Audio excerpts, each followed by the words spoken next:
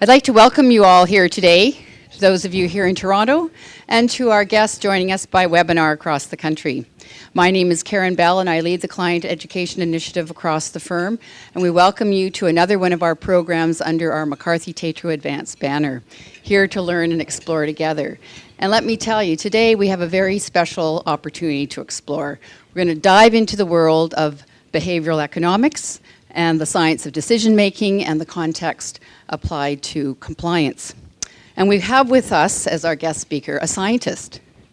Michelle Hilscher has her PhD in psychology from the University of Toronto, and she's an associate at BE Works. Now, each of you have a handout, both here and on the webinar, and I encourage you to take a look at it a little bit later. It'll tell you a bit about the business of BE Works. But they pride themselves on being the only consulting firm that is dedicated to applying the discipline of behavioral science to business, and that's strategy, compliance, marketing, operations, the whole gamut. So in terms of the expertise that Michelle brings to the table today, she has studied a range of topics, and she's looked at things like consumer and user experiences, bias and belief bias.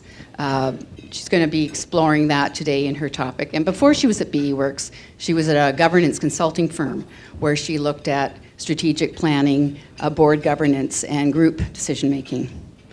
Now, just in terms of some logistics, for those of you who are here in Toronto, if you have questions or comments, we welcome them.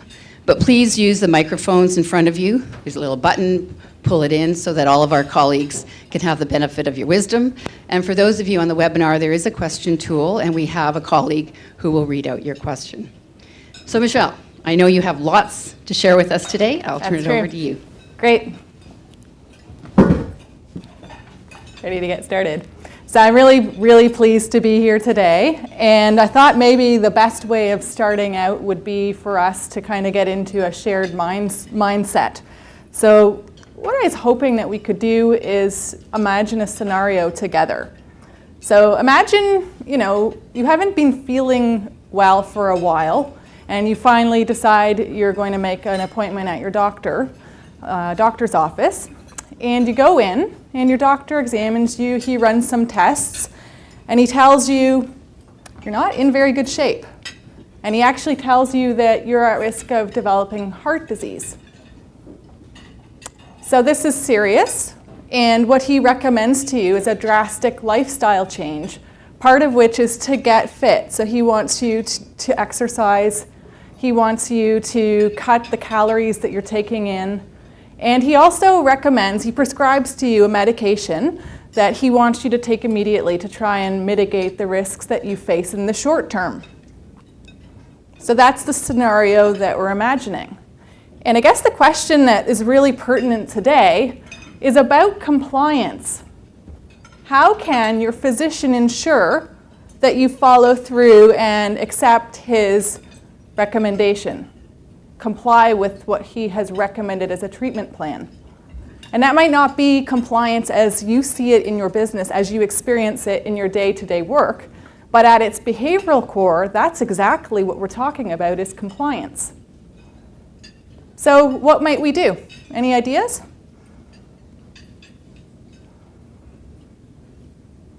What about education? This is a common strategy that's used to increase compliance. So your doctor might figure that you just don't have enough information. So what you really need is to get more information about the risks that you face, more information perhaps about the way the treatment plan is going to support you. Maybe you need more information about what a good healthy diet is, alternatives that you can put on your plate, in place of what you're currently eating for dinner or for lunch, for that matter. That's one strategy. It's common. What if, it's more about incentivizing you? So your doctor figures, actually, we've got to just make it so that you focus on the benefits. So imagine how much healthier you'll feel if you follow this recommendation and comply. Alternately, maybe your doctor decides that this is a pretty big risk you face, and so he needs to break out the big guns. So he decides that he's going to make you feel a bit anxious because it's worth it. He's going to tell you, think what you're going to lose. Years of your life if you don't comply with my recommendations. So those are all reasonable strategies, right? You would figure that they will definitely increase compliance. And yet, what I can tell you, I'm coming out of science and I'm telling you that these are not reliable strategies for increasing compliance. And we know this based on decades worth of research by the scientific community, that you actually need to think of other strategies to supplement the traditional ones that would be used to increase compliance. So we know that science is something that's necessary to understand how we would increase compliance, whether that's in the health domain or otherwise. And if we're thinking about what science can do, it can help us to identify strategies that work and strategies that don't work. But it doesn't stop there, because it can actually go in under the surface and explain why things aren't going as they might be expected to go, or why certain strategies are more successful than others. So if we think back to that scenario, we might figure that you're a patient who's been recommended by your physician to cut back on the calories you're taking in, to get fit. And you would figure that maybe it's really hard to do that when you don't have information about the calories that are actually contained in the food options that are, on the table, in the restaurant, at the grocery store. So we might anticipate that if you happen to live in a country or a county or a city where there is a mandatory caloric labeling system in place, that this would help you. In fact, we might figure that that approach will help everybody, because most people don't know how many calories are in their, food options, and therefore are probably not making the best choices. And yet, what we have learned through research studies is that although policymakers are really interested in doing this and are often, increasingly putting these sorts of regulations into place, they're not necessarily working. So an example here on the screen that I've got for you is in King County in Washington. So policymakers there in 2009, they put into place mandatory caloric labeling. So if you went into a Taco Time restaurant, for example, all of a sudden you would see the spicy chicken sandwich is 800 calories. And you would see the calorie content for every one of the menu items. Interesting. Do we think it works? Sometimes it can work when you label things and give people information. In this case, researchers who looked at this regulation found that it didn't work. In fact, what they found is, firstly, if they were comparing King County residents before and after that regulation was introduced, they found there's no change in purchasing behavior. So the same number of people are walking into a Taco Time restaurant and are buying lunch. It's not like the regulation has changed the number of people who are purchasing. But what seems to be the case is that there's actually a slight increase in the number of calories that people are purchasing for lunch or for dinner when they know the number of calories contained in those items, which seems very counterintuitive. Now, the researchers are being conservative. What they did is they made a few different comparisons. They also looked at King County residents and compared them to those who live outside of King County, where there is no such food labeling law in place. And they found that there was actually not much difference. So what they concluded is that at best, this policy leads to no change in eating behavior, and at worst, it's leading to an increase in the intake of calories. That's an interesting finding, and I'm a psychologist, so I want to go into this and try and talk about why that might be. So it could be that people just don't understand the information. They don't know that it's calories that is being represented, or they don't know, 800 calories, is this good or bad? They aren't anchoring it next to, a daily recommended intake of calories, perhaps. Maybe they understand the information, but they don't internalize it. So they're not feeling it. They don't feel guilty. The calorie labeling's for people who are different than I am. I exercise, I'm healthy. It's not a big deal. So they don't feel it emotionally. Maybe they understand the information. Maybe they feel it. They do feel guilty. They don't want to get that spicy chicken sandwich that rings in at 800 calories. But they're so driven. It's in the moment, right? It's all about instant gratification, and they're hungry, and the price is right. Okay, so what about a different education strategy? We're still in the health domain. We're still talking about compliance. What if we decided that there's a better approach that we could take? So it's not about telling people how many calories are in discrete items on a menu, and instead what it is that you've got to actually help people do mental arithmetic because they don't want to do it. They're not going to add up all those calories and then figure out that, yeah, that's going to be a high calorie-loaded meal. Instead, what you need to do is give them one single number. So how many calories would be in that single meal? It's a good strategy. It's a strategy that I can say is even interwoven with behavioral insights. But it's a strategy, again, that doesn't work all the time. And what's shocking is that it doesn't work for people that you'd think would most be helped by it. You know who those people are? People who are on a diet, who are watching their weight, who come in the restaurant and they look at the menu, and you'd figure they're the ones who want that information. They're actively seeking to control what they're eating. And yet, when they know how many calories are in an entire meal, they tend to order a more calorie-laden meal than if they didn't have that information at all. Again, it's so counterintuitive, and I can't stress enough that you've got to experiment in order to actually come to insights like this. As a policymaker, you don't want to just roll out a framework or an intervention without testing it, because this is live in people's lives, right? So why would this be? It seems so counterintuitive. And the researchers hypothesized that it's because when you're somebody who faces a goal that's really difficult, so you're trying to lose weight, or maybe you're trying to quit smoking, that's extremely difficult.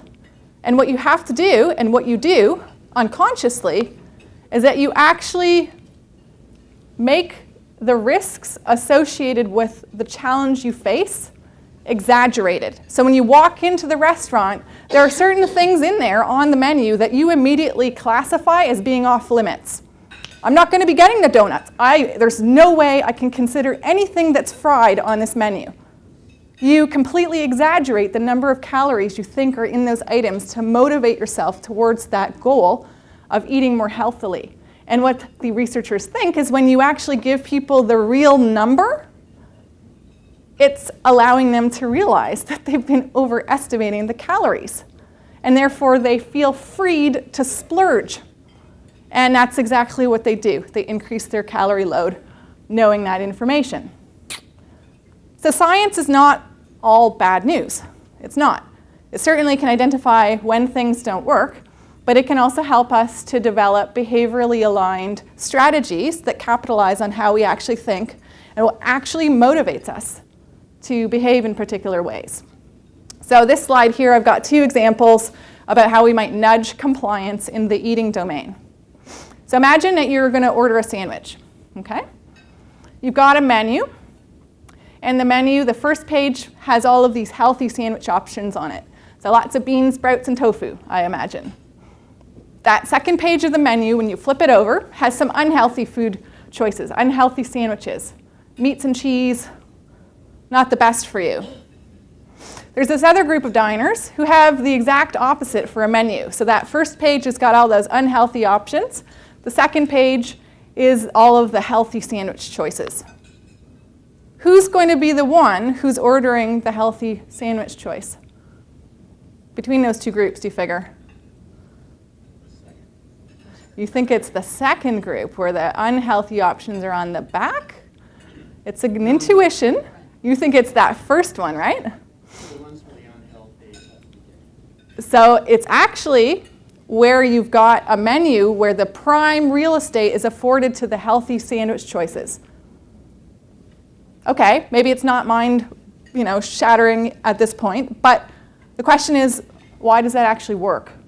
It's not that people weren't aware of the fact that there are other choices on the other side of the menu, but it's because, in part, we don't like to be hassled. We like things to be really easy. And you wouldn't think that having to flip this menu over is a big deal, but it's a big deal. We don't tend to want to do that. And if we do bother to flip it over, well, how much time and effort are you going to put into perusing this extra list of options?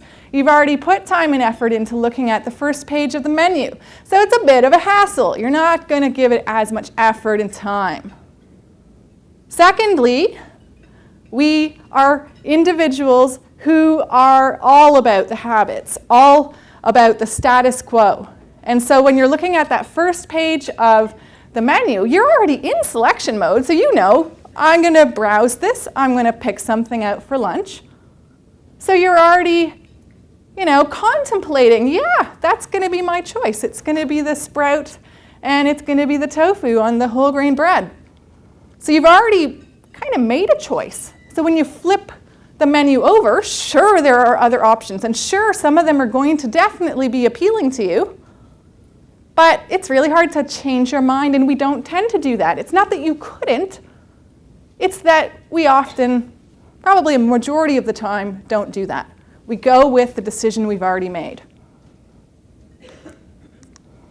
So the next example has to do with how we are structuring information and how it ties in with action in our lives. If it's easy to take information and put it to use. So that's a study with traffic light labeling that I'll tell you about. It took place in a cafeteria in a hospital, and researchers decided what they would do is they would label all the food options in the cafeteria using traffic light labeling. Green meaning it's healthy. If it's amber or it's red, then that's to say not so healthy, probably high in salt, high in saturated fats or something like that. And what the researchers found, not surprisingly, is that this kind of labeling is outperforming caloric labeling. So having the numbers of calories in something, it's outperformed by having the simple green or yellow or red labeling. And that you can further enhance compliance with eating behavior guidelines if you take the green labeled items and you put them at eye level. And you put them at the front of the cafeteria, close to the cashiers. It's going to be the first thing that people see when they come in the cafeteria. Why does this work? Well, if we think of the traffic labeling, it's because it's really easy to understand. It's a system that we know and use every day, and it's tied to action. Green means go. Red means stop, don't take the step. In terms of placing it in the cafeteria, why does that work? It's a reiteration of the effect from the previous study I told you about with the menus. So what you're doing is you're making it so that it's a bit of a hassle. If people want to order something that's unhealthy, they can do it, but God forbid, they're going to have to look up, they're going to have to crouch down, they're going to have to go in and explore around in the cafeteria, as opposed to maybe just picking something that's easy next to the cashier. And not only that, it's leveraging the status quo bias, which is, again, that we're already in selection mode in our worlds when we enter the cafeteria. We're already entertaining the idea that we'll probably go with the soup and the salad and maybe, something like a yogurt. We've already got that as our likely decision. So yeah, we can go into the cafeteria and we'll see, the lasagna. It might be appealing to us, but we've already kind of made the choice. So it's going to be hard for us to override that initial decision, and we tend not to do that. So that's where we come to the ultimate question of what is behavioral economics. It's cool that you're all here and interested in, learning more about this. So I've been telling you about science generally, and behavioral economics is a multidisciplinary science. It's the blend of psychology, It's a blend that combines psychology with neuroscience and economics. And one of the things that's most important about behavioral economics is that it challenges the traditional economic model of the rational agent acting. So standard economic theory would say people are driven to maximize gains in their lives. They want to put the time in. They want to put the effort in. They want to consider everything relevant to a decision because they want that decision to be the best it can be. That's ideal, but that's not real.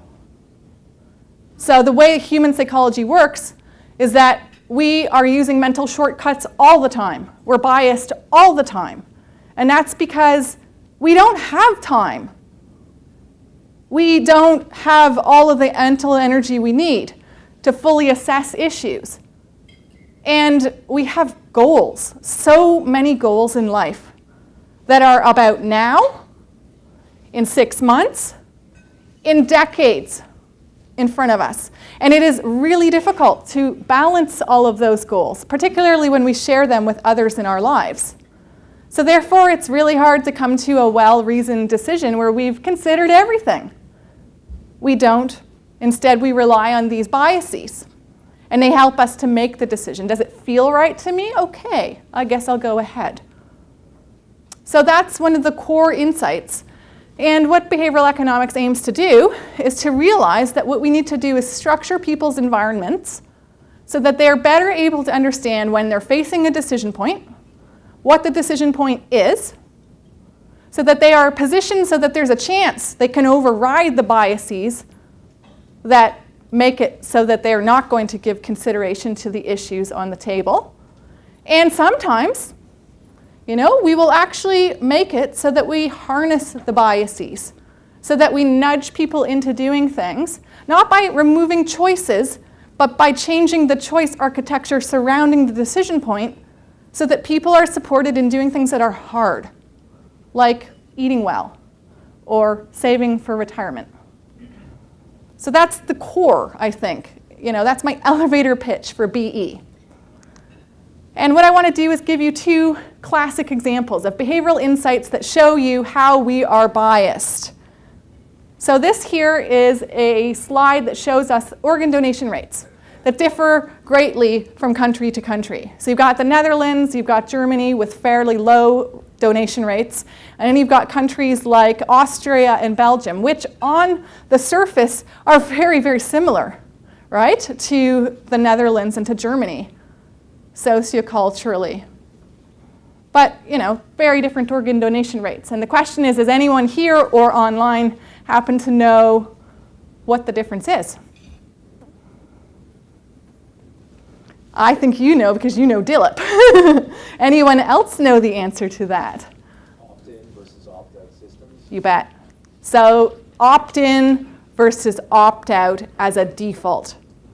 So countries like the Netherlands and Germany, much like Canada, if you want to be an organ donor, you've got to say you do. You opt into the program.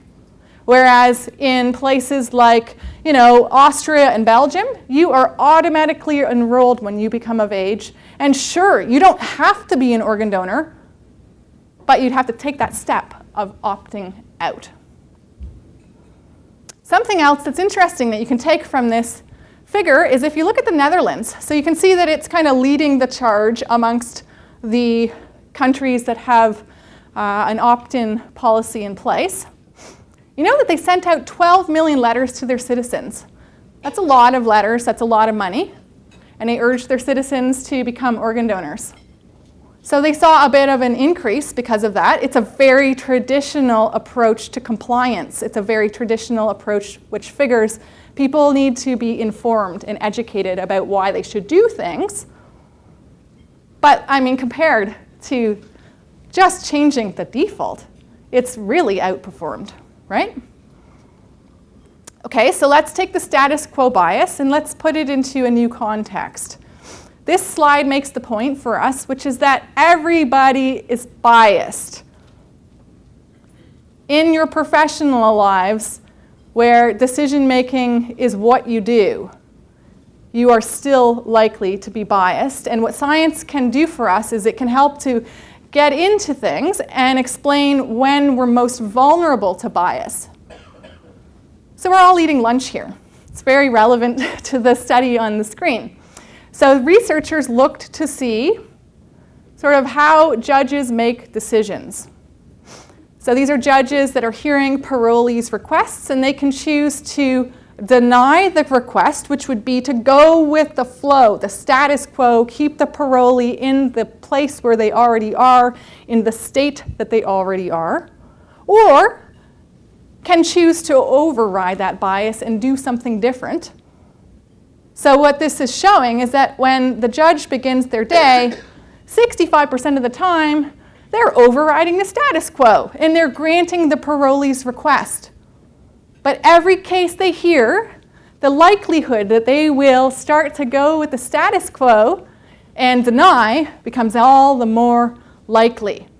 Until they have a food break. So they get a banana into them, they have some coffee, maybe a sandwich, and all of a sudden they go back, they're hearing more cases, and it spikes back up to 65% of the time where they approve the parolee's request, but of course as they go through the cases, that decreases and decreases and decreases until it's at 0. So why is this? Why is this?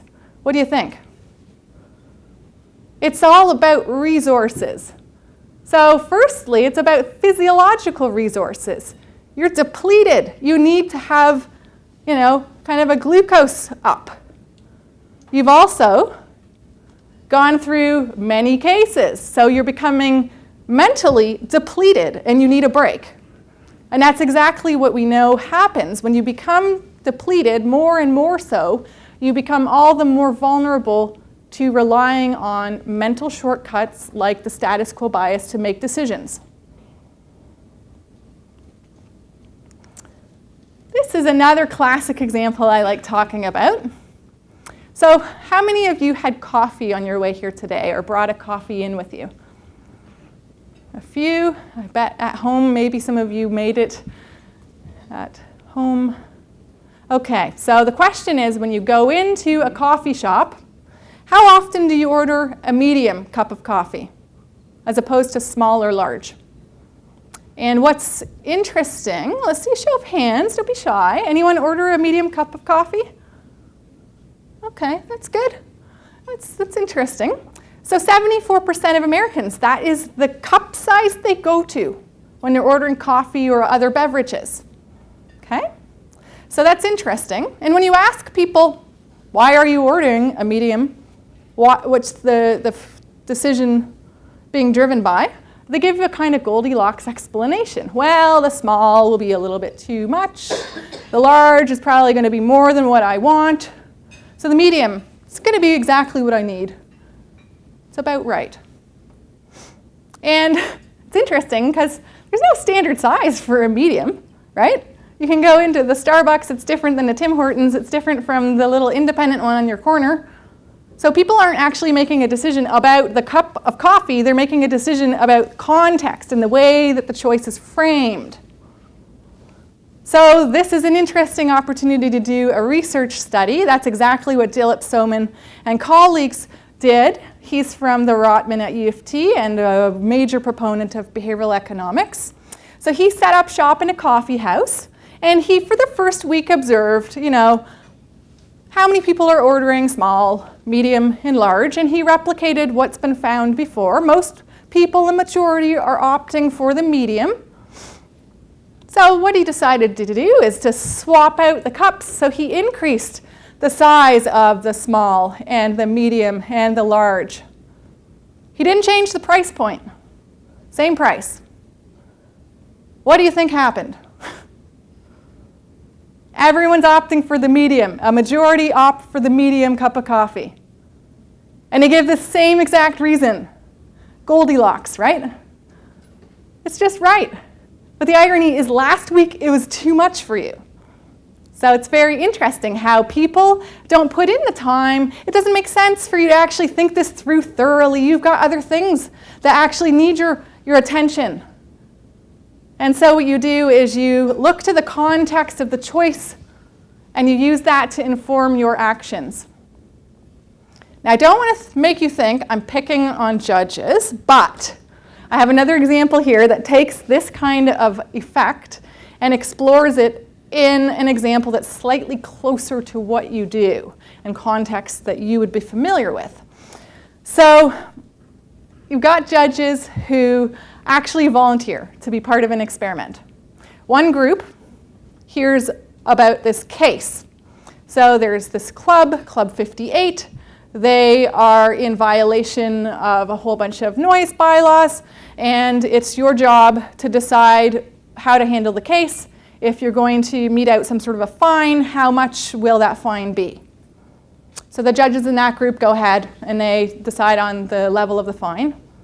And then you've got this other group of judges who hear exactly the same information, exactly the same details, except for one difference.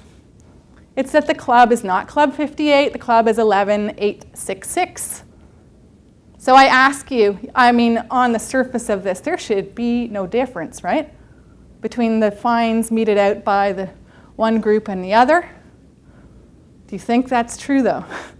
No. So what is found is that judges who are meting out a fine to Club 58 are giving a fine of about $500 or less. Judges in the other group, their fine is almost 5 times more. So it's huge. It's such a difference. And again, this emphasizes the importance of recognizing that context matters. And, you know, I'm in the business, some people would say that I nudge for a living.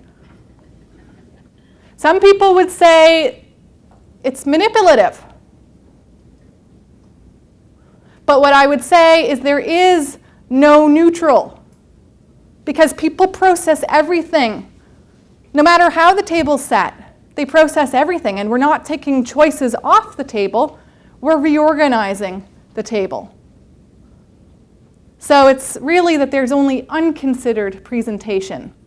And when it comes right down to it, what we're trying to do is declutter the table so they recognize that there is a decision point in front of them, so that they'll understand what the decision even is, so that they'll be equipped to override bias.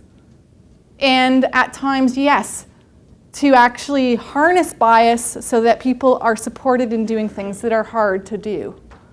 Often, you know, to accomplish long-term goals in the face of the fact that we care more about the instant gratification of our desires. I'm not just in the business of nudging, though. I'm a scientist. I've been doing this for 12 years. I experiment. We all experiment at BE Works and people in behavioral economics. This is our bread and butter, is doing experiments so that we actually know if things work. And God forbid, you might think that they don't work. But an experiment that shows us something doesn't work, that's valuable. We need to know. So what I want to impress upon you all is that everything I'm sharing with you today, they're insights, but they have been developed in very specific contexts with very specific problems that are outside of your specific industry, most likely. So they might inform how you think about the challenges you face, but ultimately, to make sure they don't backfire, to help optimize them, we really think strongly as scientists in this community that you've got to experiment so that you know if they're going to work and how to kind of nudge them along. So this is an interesting map. I built this recently. There is a lot of interest in the world about behavioral insights. And this is a small sample of nudge units around the world. So these are different, primarily public or, nonprofit organizations that actually have an in-house behavioral science team and are actually running in-field experiments. So there's some heavy dudes on that map, I would say. And so that's, very important to know. I think what's also very interesting is that there is a real uptake within the regulatory space of behavioral insights and behavioral science. I can point you to the Financial Conduct Authority in the UK. They are the world's first self-styled behavioral science unit that is looking at regulation and have done countless experiments and published the results of those experiments, field tests in a variety of occasional papers.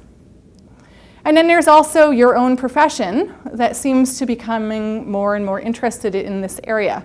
I had the opportunity to present as a panelist several weeks ago, fortuitously in New Orleans, at the American Bar Association, and that's where we talked about things like we'll talk about today, corporate compliance and disclosures.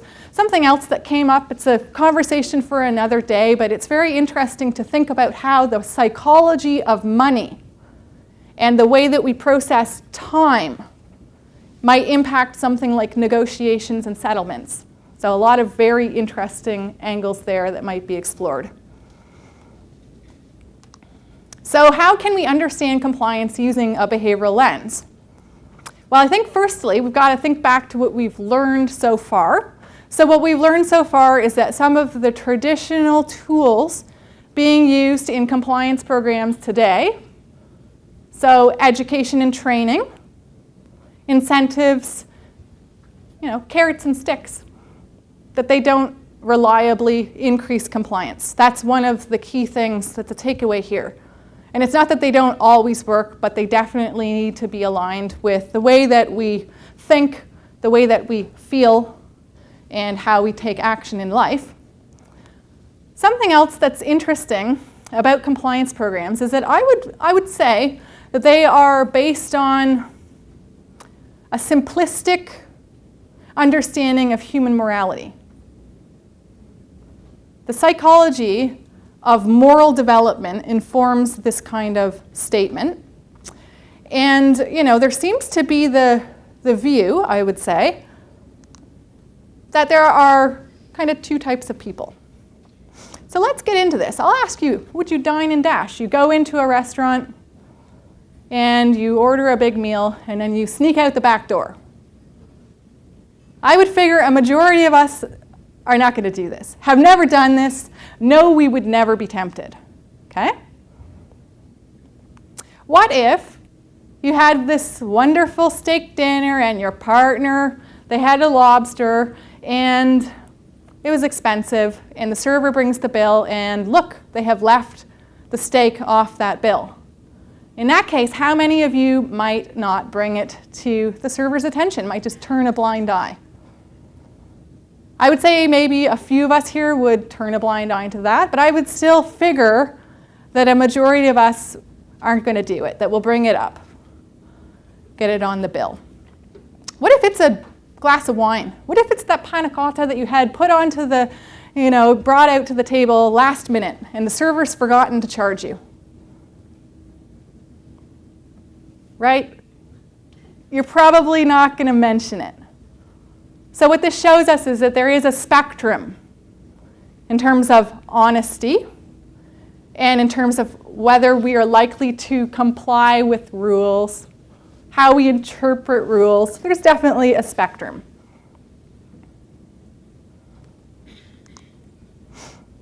It's interesting. All of us are going to fudge in some situations. There's some figures I can give you that are kind of making the point. So a lot of people are going to fib a little bit when it comes to that insurance claim that they submit. There are millions of Americans and Canadians too who illegally download music. And the World Bank estimates that $1 trillion annually is actually paid in bribes, which is quite a lot. And yet, I would figure that most compliance programs are a bit biased in that they are looking for the big bad apples. The bad apples like Bernie, right? Bernie Madoff, they're assumed to be far and few between. They're assumed to be rotten to the core. They need to be stopped. They've got to be caught. And it's assumed that you've got those devils in society, and everyone else is an angel.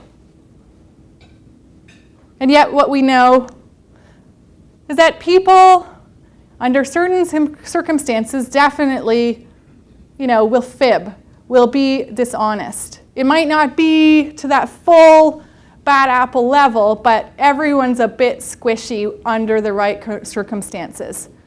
And so you've got to think about a compliance program and think about how you develop it so that it's able to keep the vast majority of us honest. So here's a study to, give you a sense for where I've been basing this statement on. This is a study that gets you into the situation of taking a test. And it's either really hard to cheat or it's really easy to cheat.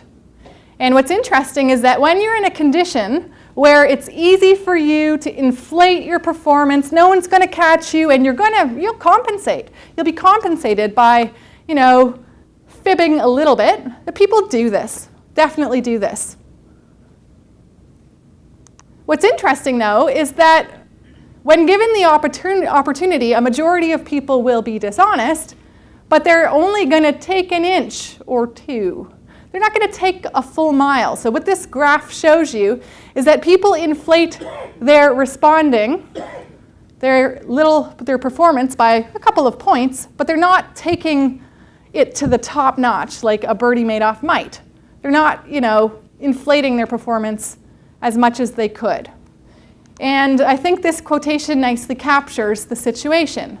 It's the, paradox that we would like to behave in a way that's just dishonest enough so that we'll profit, but not dishonest enough that we would actually forfeit our perceived self-concept. And the fact is, we kind of want to know and maintain the feeling that we are honest people who are good most of the time.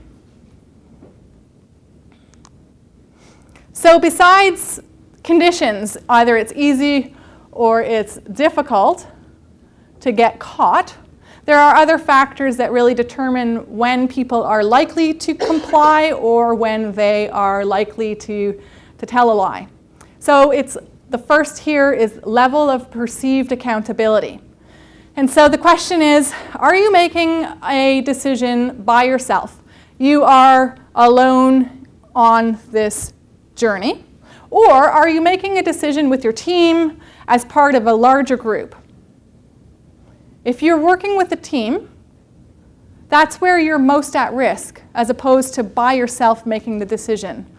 That's when you're most at risk, for instance, in this case, of extending a hypothetical bribe. And the reason is because you don't perceive that you are fully accountable for this decision. And if all goes poorly, you'll shoulder some of the blame, but it's not all yours. So how might we apply this in your area? We might think, look at the compliance program that you may be working with.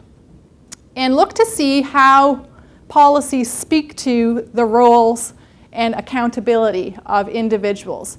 Is it identifying individual roles, individual actions, or is it more centered on people within a team or within an organization need to do certain things? Okay? Another factor that can influence whether people comply, that can actually put them at risk of not doing so, would be who they think the actual victim is likely to be. So you're going to toss coins. You've got 20 tries. You're going to toss coins, and before you toss the coin, you are going to predict if it's going to be a heads or tails. And you're left to your own devices to record how successful your predictions are. So this is a situation where you will report your performance. No one is checking to see if you're lying.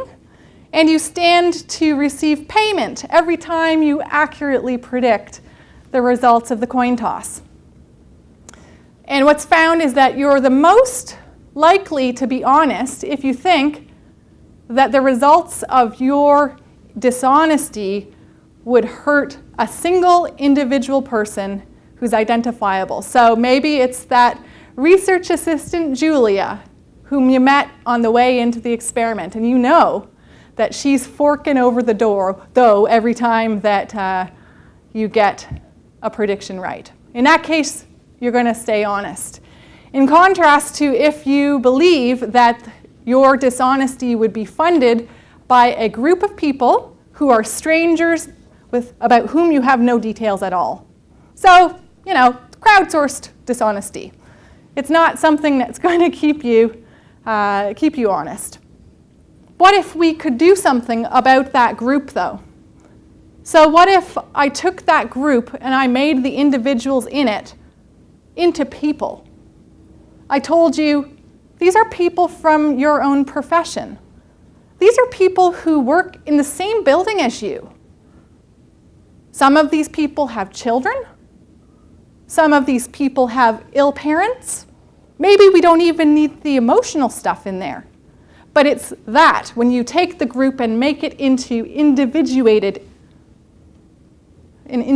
context, that's what will increase compliance or honesty.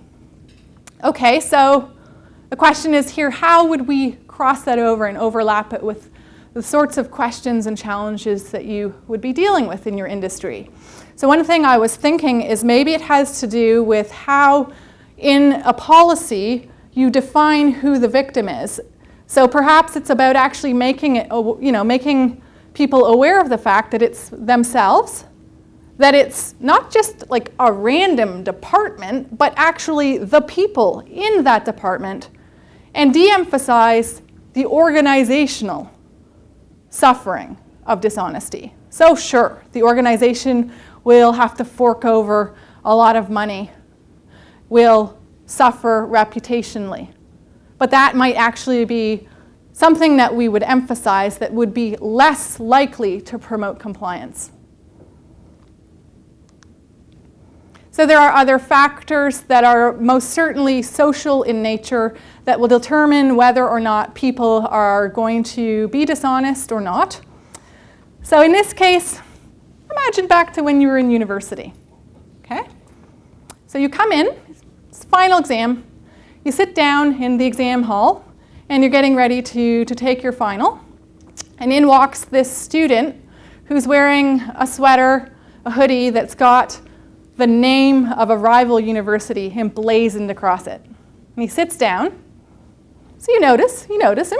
It's kind of strange. Maybe he just recently transferred to your school or something. He pulls out a pencil case. It's emblazoned with that rival university logo. So you definitely recognize that he is not from your university. You might even unconsciously classify as being part of an out-group, dare I say it. What if he starts to cheat? You see him cheating. Does this make you more likely to be dishonest? We haven't heard from anyone online. Does anyone online out there want to tell us what they think? What about in the room? We'll see if the online folks can weigh in too. Do you think you'd be more likely to be dishonest seeing this rival university student cheating? The answer is that's going to keep you honest. It's going to drive you hard towards being more honest than you might otherwise be, because you see this person as being a part of an out-group, and how you, as people, how we define ourselves is based on the in-group that we see ourselves occupying in contrast to that out-group. If it was, however, someone from your class, you don't know them well, but you know for sure they're from your university and that person is cheating, then what happens? Are you more likely to cheat? You bet your boots you are. You're going to be far more likely to cheat in this case. So there's the social model in front of you, and the fact is that seeing someone from your in-group being dishonest is going to help you rationalize your way into being dishonest also. So you might think to yourself, well, this has been a really hard term, and this exam was kind of, thrust upon us at the last moment. This university is not supporting us well. So yeah, we should cheat. Again, how would we take an insight like this and apply it in your profession, your industry? And I would think it's about looking again at the sorts of documentation, the sorts of messaging that's being provided to people related to compliance. I'm going to give you one strategy a little bit later that comes from this study. But, what if employees were given information They were told about the efficacy of the compliance program, or the lack thereof, last year. So they were told, did you know, that last year we caught 300 of your colleagues doing this thing that they're not supposed to do? In that case, I would hypothesize it's the wrong message, because it actually might help people justify being dishonest, because it's a member of one's in-group that's being modeled. So the psychology of money. This is a really interesting one. Behavioral finance is a fascinating, fascinating area that I've had the fortune to work in quite a bit. So one thing that we know is that if you're going to gamble, you are more likely to be dishonest and go against the rules of the game, maybe bend them a bit, if you're using tokens as compared to cold, hard cash. Why? Why do you think that is? It's because it's more difficult to apply a moral framework to something abstract as opposed to something that's more tangible and concrete. So though a token is only one step further removed from you in terms of the abstract quality of currency, it's that much further away for you, and that much more of a hassle would be entailed in trying to decide whether or not, those tokens, if you were to take some of them or you were going to do something with them that would lead to a loss for someone else, a dishonest loss, it would be very difficult to know if that's actually something that's moral or immoral for you, as compared if it was actually cold, hard cash on the table. And, again, let us think about what would be an application of this kind of insight. So one thing that comes to mind is if we think of conflict of interests. And I would argue, more so, I would hypothesize that people would be more at risk of being dishonest in the case of a non-monetary gift as compared to a monetary one. I would further say transactions are really abstract, right? I mean, how often do we actually carry that suitcase of money? It's not happening that often. Everything is an e-transfer. We've got cryptocurrency on the cusp of what we're working on or doing in our day-to-day lives. So we're already facing an immediate barrier when it comes to compliance and honesty in transactions. Think also about the difference between the real dollar value of something and something expressed as a percentage. That's a further abstraction of currency, and I would say that there again might be a situation where people are at more risk of being dishonest, because that's even further removed from that tangible currency. So these are interesting insights. They're insights that kind of take us along the journey. We've got compliance as an end goal, driving certain behaviors. There are definitely barriers along the way, but there are also strategies that we can use that are behaviorally informed that can make it so that people are more likely to comply. And this is revisiting a bias that we've already talked about. So one thing you could do is figure out how you might harness the power of the status quo. So we know, for instance, that if people are auto-enrolled into a 401k, that they are more likely to be life or work-long members of that plan than if they are required to opt in. So we could take this kind of an insight and we could say, for instance, what if we had a new procedure? What if we had some new aspect of a compliance program that we wanted people to take up? Maybe we want them to download and use software to help with this, and participate in a webinar so that they learn how to use that software. Then a strategy that we might consider testing would be one that opts people in. So make sure that that software is on the person's laptop. Don't send them the link and ask them to download it. opt them into having it there. And instead of asking them if they want to participate in a webinar, tell them that they've been enrolled. It's not that they have to go. They can definitely say that they're not interested. They'll learn the software on their own. But we know opting in increases participation rates. And further to that, you don't want people to feel locked out of an experience. So you can actually add in an enhanced active choice. So we've enrolled you in a webinar. Can you tell us which day you would prefer for it to be on, or whether you prefer a morning session or an afternoon session? So this is one example I can think of where there might be some applicability of this insight for you. What about rules? This is a tough one. I've been thinking a lot about this. So research seems to show that there's a lot of value to providing people with specific rules as opposed to more general guidelines. So if you've got these tickets that are offered to you by a client, and if you accept those tickets, you're going to be in a conflict of interest, what should your code of conduct say to make sure that you don't get into that situation? And the research supposes that the code of conduct needs to spell it out in no uncertain terms. The code of conduct's got to tell you, don't accept gifts. It can't tell you something vague and general like, avoid getting into situations which might pose a conflict of interest, right? It seems like common sense. It's a situation, you know, a specific rule means you've got less wiggle room psychologically to rationalize your way into doing something wrong. These tickets. It's not a conflict of interest. I don't like jazz.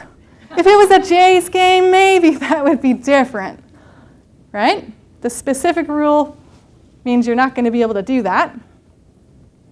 But if you have specific rules, like how long is the code of conduct going to be, right?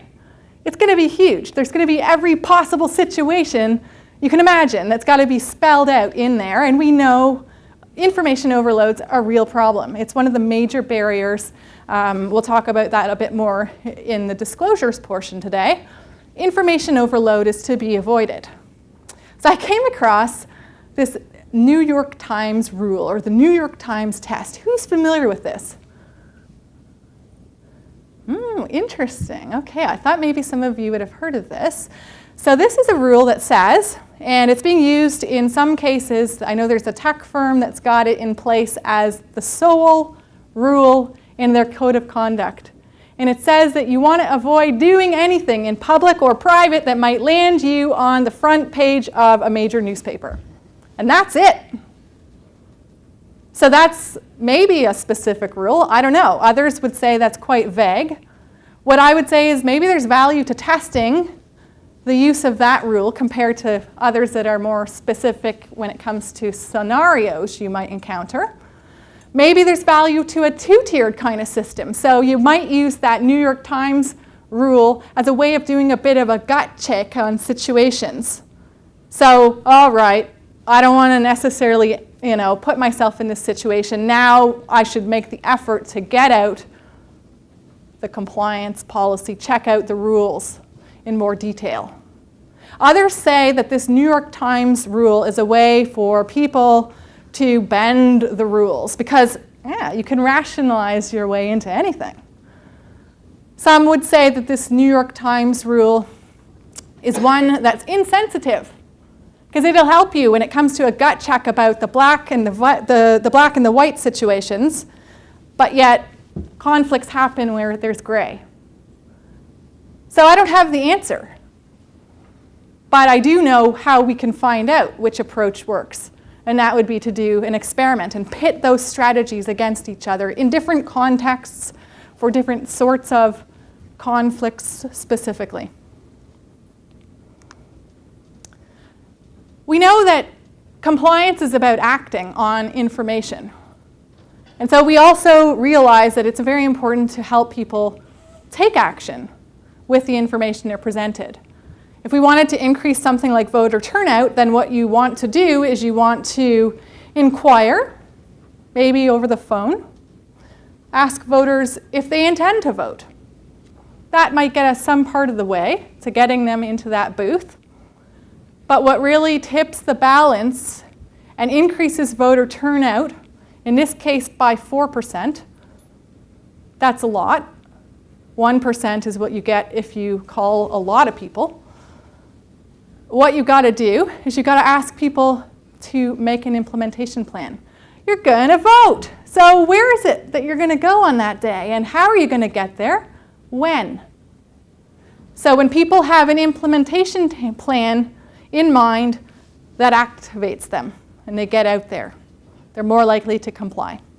Something else that's very important is how you've got to encourage small steps. It's the foot in the door technique. You've probably heard of it. It's one of those things that pop psychology is renowned for, but in a lot of cases it actually does work. So in this case, you've got to knock on the door. It's the evening. Someone's asking you whether you'll put this hideous, big, yellow sign on your lawn. It says in block letters, in black, "Drive slowly." Are we going to want to do this as a whole? Some of us might, but en masse, probably most of us wouldn't do this. But what if a week before that, someone knocked on your door and they asked you if you care about, the road safety in your community? And you had said yes, and they'd given you a little sticker that you can put on the inside windshield of your car. It's little. And so you said yes. If you've said yes, then you're very, very likely to take the next step, which would be that big lawn sign. And the reason is because people care about consistency. You perceive yourself to be a particular type of person. You took action in the past for what you perceive to be good reasons. If all of a sudden you're confronted with a situation where you have to say no and it contradicts what you previously have done, that feels bad. And so you're more apt to say, yes, I'll take one of those lawn signs, because that feels arguably a bit better than having a conflict with your self-concept and your past actions. This is another one. I promised I would come back to it. So this is about the power of social proof. I had said before, you might not want to communicate to employees that a lot of people within their milieu have, broken the rules. That might send the wrong message. But that's not to say that social proof doesn't sometimes help when it comes to urging compliance. So in this case, if we wanted to increase towel reusage rates at a hotel, it would be a better plan to give people information about how many guests on average reuse their towels more than once, than to just give people information about why this is a good course of action, why it's an environmentally healthy decision to reuse your towels. And so if we're thinking about the type of messaging that might support compliance, perhaps it would be useful to communicate to people how many of your colleagues have actually met with in-house counsel or a compliance officer to inquire about a conflict in the last year. Because maybe a lot of people don't think that's something that's actually happening. Maybe you assume that conflicts of interest or other compliance-related matters are, not really encountered that often. Maybe it's not the case that you have big numbers that are going to really impress people. Maybe a majority of people are not doing that, so it's not going to give us a solid social proof message. But there must be some other behavior that supports compliance that we might be able to share. So for instance, it could be something as simple as, did you know that a majority of your colleagues completed this webinar? Just so you know. And so that might impel action. People, particularly when it's about something that's moral or ethical or ambiguous, when we're not sure what to do, we look to other people, and that's how we judge what we should do. That's one of our mental shortcuts that we often rely on. We can also rely on self-concept and identity. So as I said before, people care a lot about who they think they are.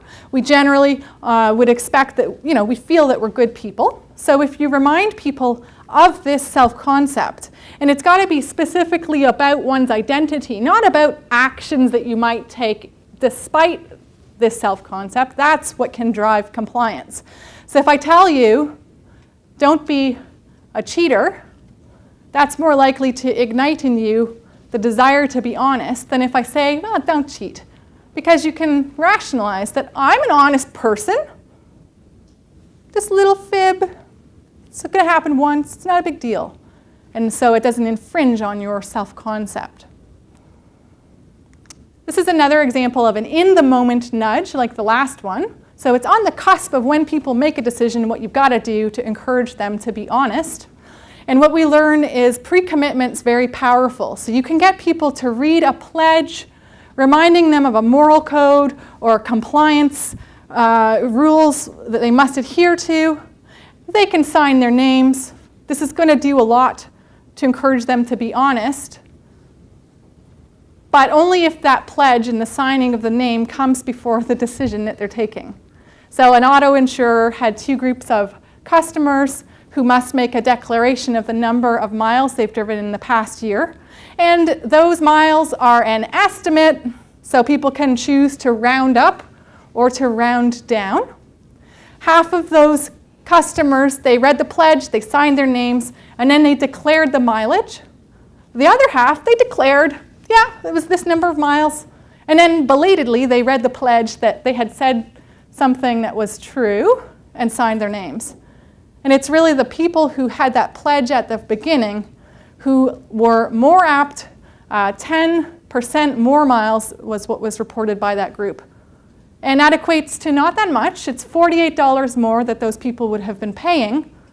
But when you actually amass that number, it's millions of dollars that the insurance company would have missed out on if all of their customers had chosen to round down.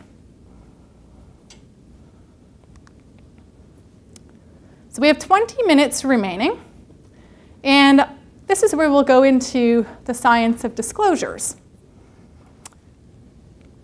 So I think the thing that's interesting to me is if we think back to that scenario together. Your doctor, you've been at the doctor's office and he's told you, you've got to get healthy, you've got to get healthy quick. And to help you manage the short-term risk of your condition, I'm prescribing this medication to you. And he tacks on a disclosure. He says, the last few years, I've been working with a colleague at the university, and I have been working in partnership with this pharmaceutical company, and we've developed this drug. And I know through research it's a good drug, it's going to help you, but I'm letting you know that if you fill the prescription, then I will take a cut. How do you feel about that? And are you going to accept his recommendation? Are you going to comply? I'm not going to tell you yet, but the answer to the question is not intuitive. The science of disclosures is very complex. It's why we really need to do experiments. So we know that transparency can be good. We know that too much information is a real barrier. And we also recognize that there are situations in which information that is disclosed backfires, and it actually leads to behavioral outcomes that are negative or completely unanticipated. So we know transparency has its merits. For instance, if you went on to Kayak, you're looking to find out about travel options. You input your details. This website will go through. It's going to search a variety of websites on your behalf, and then it'll present to you a result of a list of potential travel itineraries at different price points. So in the blind condition, that's what you do. You put your information in, and then the website goes through its process. You don't have a line of sight on the process. You don't know how long you'll wait. And at the end, you've got this list of recommendations. You've got this next condition. So some people are in this information condition. So they put the details in, and they have a progress bar that they watch. So they know how long the process is going to take, roughly. And at the end, when the list of search results is presented, they also know how many sites were searched on their behalf. The last is the fully transparent condition. So you input your details, you've got the progress bar sweeping across. There's also a real-time update, so you can see that, oh, it's searching Air Canada. It's searching, all of these different websites on my behalf right now. There is an automatically populating list of search results. And at the end, you've got it confirmed for you that a huge number of sites were searched on your behalf. So you go on to think about, was this a valuable experience? Was this a website that delivered value for me? Is this something that I would be willing to pay for? Would I recommend this to another person?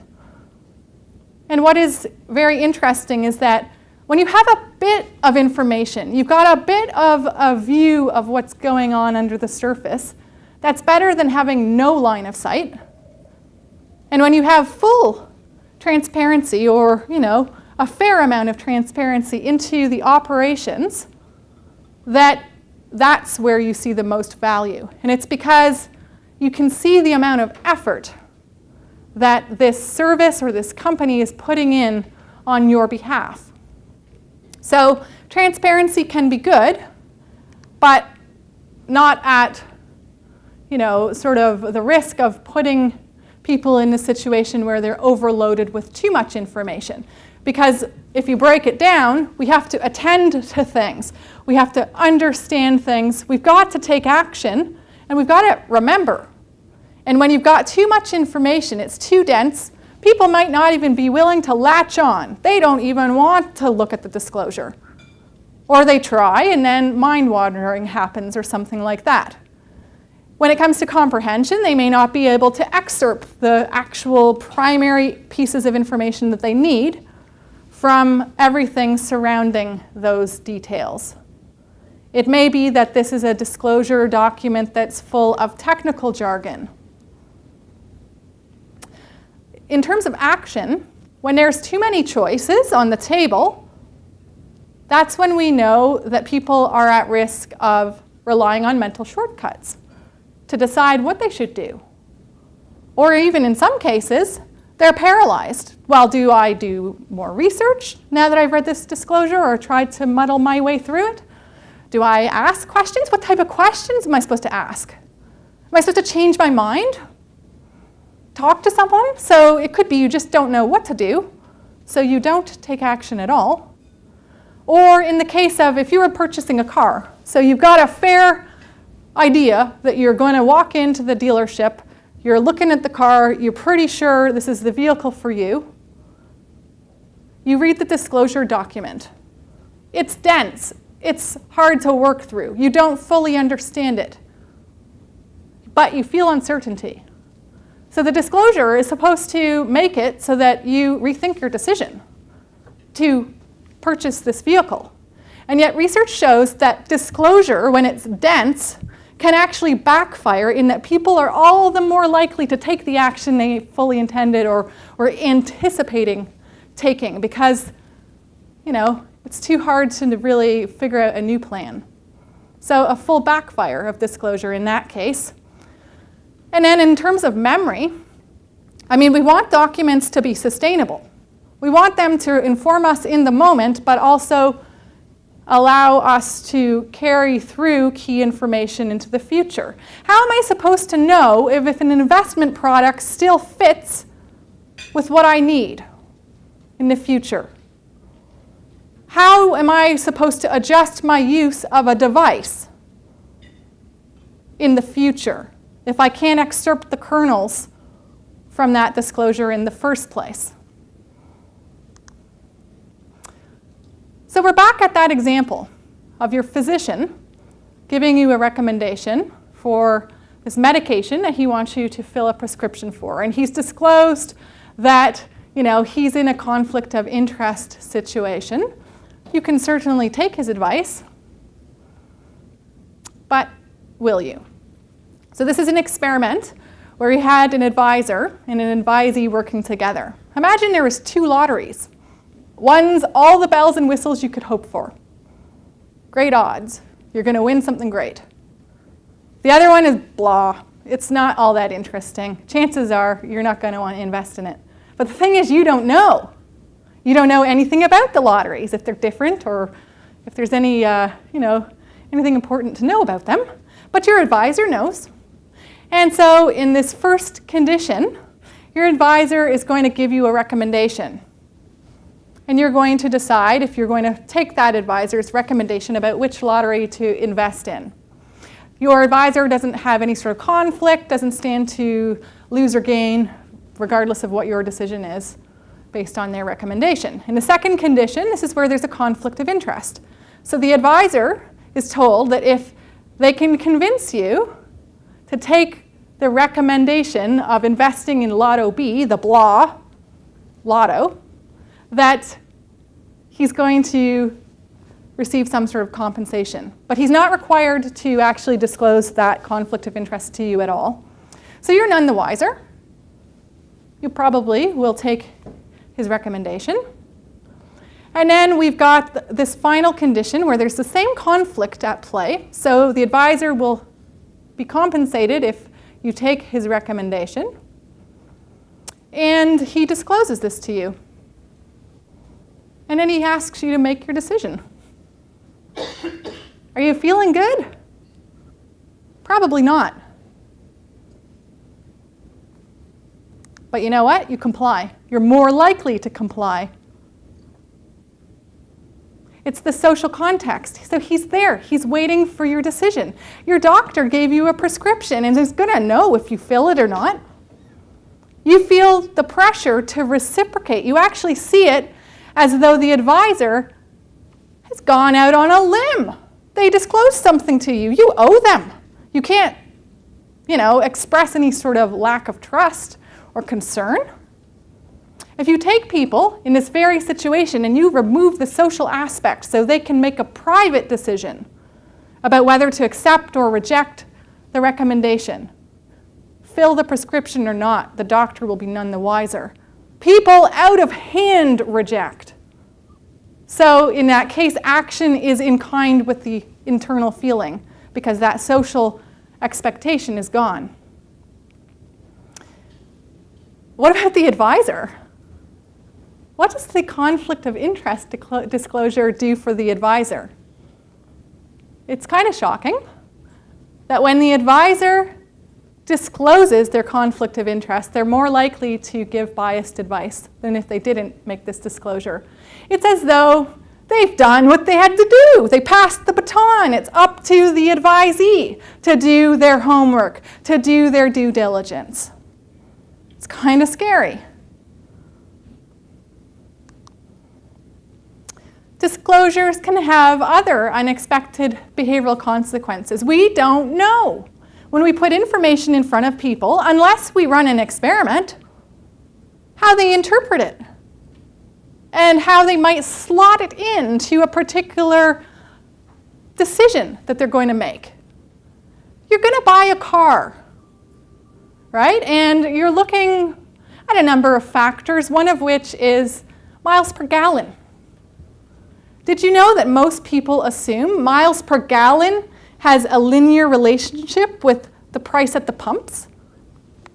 So people might decide that it's better to go with the 40 than the 37 mile per gallon vehicle because it's going to save them money at the pumps. And that's splitting hairs.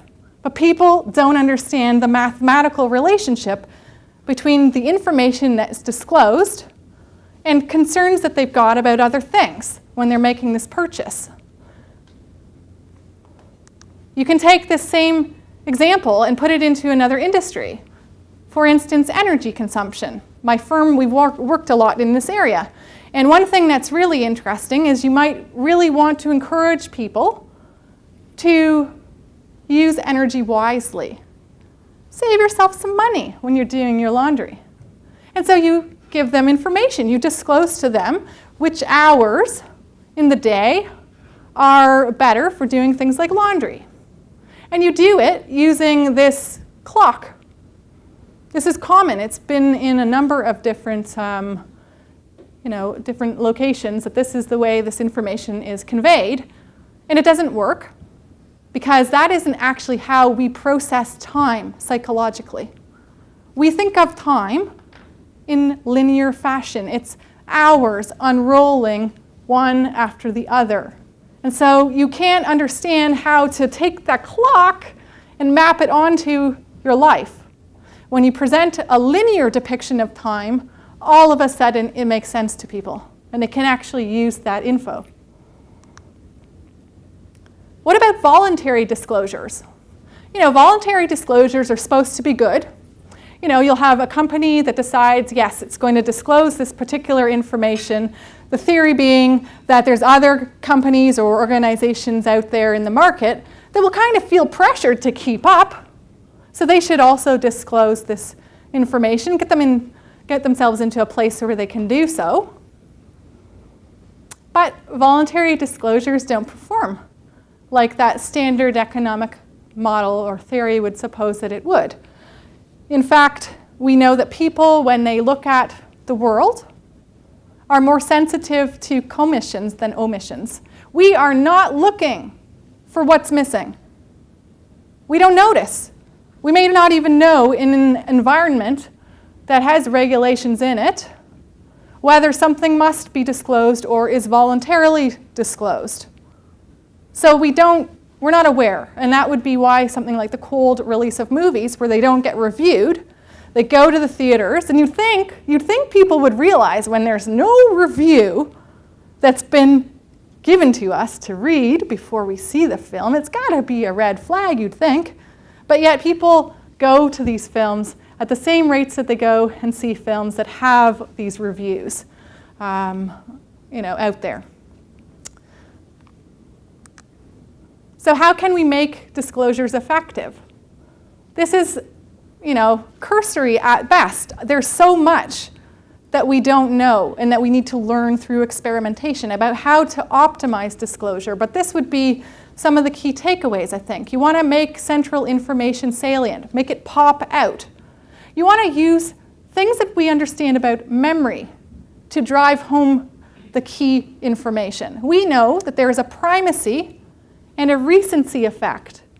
Things that you see first and last are what you're better likely or more likely to remember.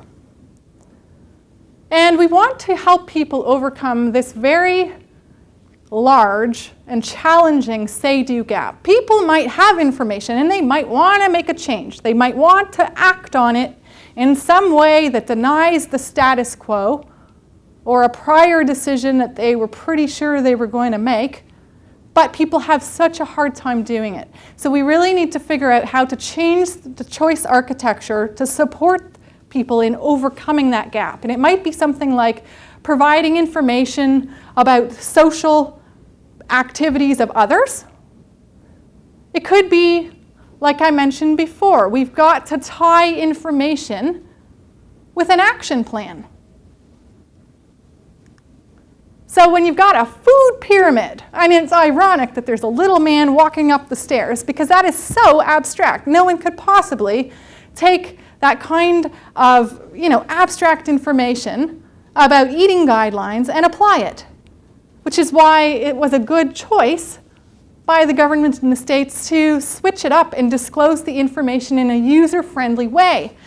What would I have to do when I'm loading my plate to adhere to these guidelines? Well, it would have to look like this.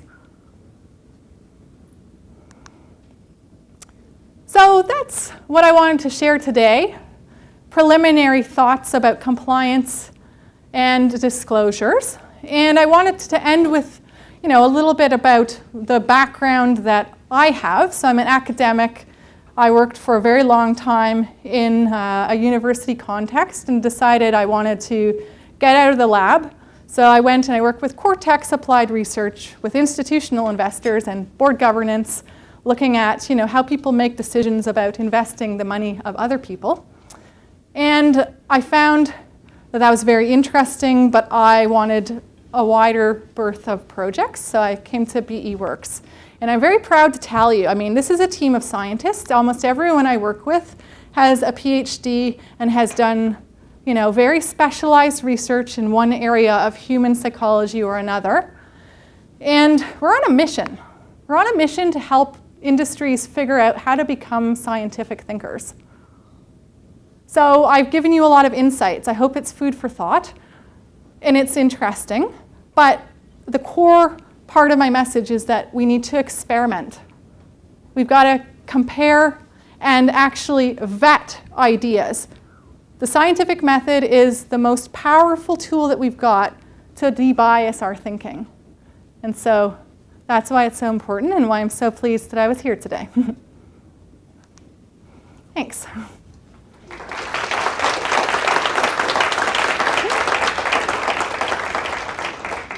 Yeah, are there any questions?